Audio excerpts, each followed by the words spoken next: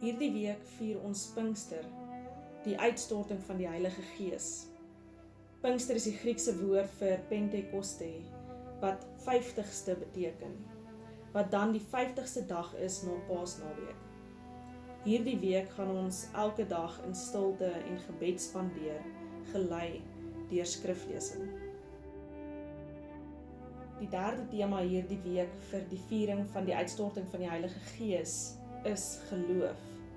Ons gaan ook onthou dat ons almal gedoop is met die Heilige Gees. Ons gaan 'n oomblik van stilte tyd neem en dan gaan ons nadink oor die skriflesing en dan ook die vrae wat gevra word. Die eerste skriflesing is Handelinge 1 vers 4 tot 5.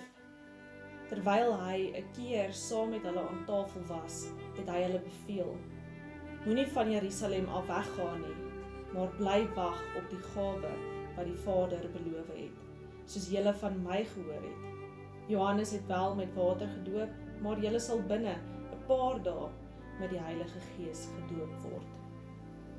Die tweede skrifgedeelte is Romeine 15 vers 13.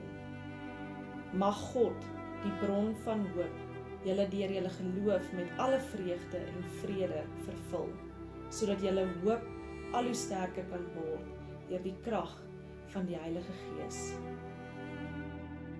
Neem 'n oomblik van stil gebed en vra jouself af: wat beteken jou geloof vir jou in jou lewe? Dink na oor die skriflesing en wat dit in jou lewe beteken. Wat het vir jou uitgestaan?